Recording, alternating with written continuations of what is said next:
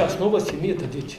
Основа семьи, я вам скажу так, в исламе муж, например, не имеет права запретить женщине там рожать, заводить детей.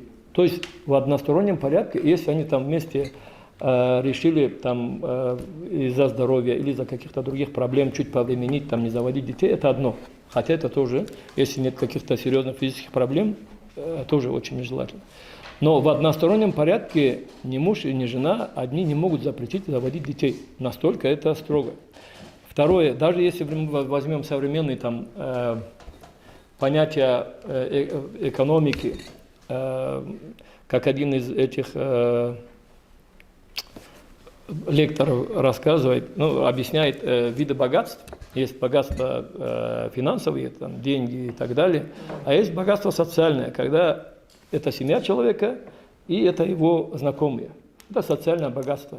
И, как он говорит, иногда бабушка в селе посредством своих детей и внуков может решить такие вопросы, которые вы не сможете решить с миллионами денег.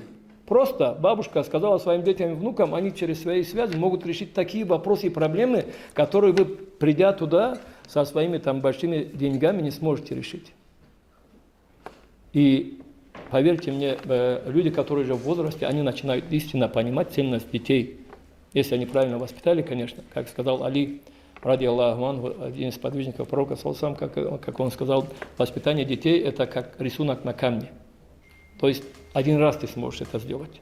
Вот как вырезают рисунок, потихоньку бьют молоточком и вырезают рисунок. Если ты сделал красивый рисунок, ты всю жизнь смотришь и наслаждаешься. Если же ты сделал уродливый рисунок, то ты всю жизнь смотришь и печалишься.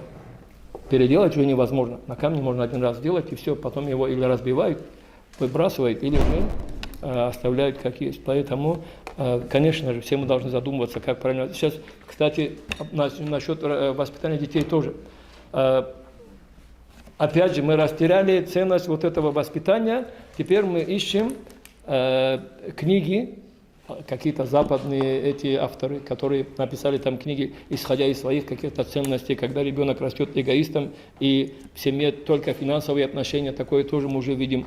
Так не должно быть. Обращайтесь к своим старшим, спрашивайте советы, как правильно растить детей, и часто бываете со своими детьми у старших. И еще один плюс, когда вы растете в большой семье, вы учитесь с детства общаться с людьми вообще. Когда вот раньше было, на улицу выходили, очень много детей было на улице.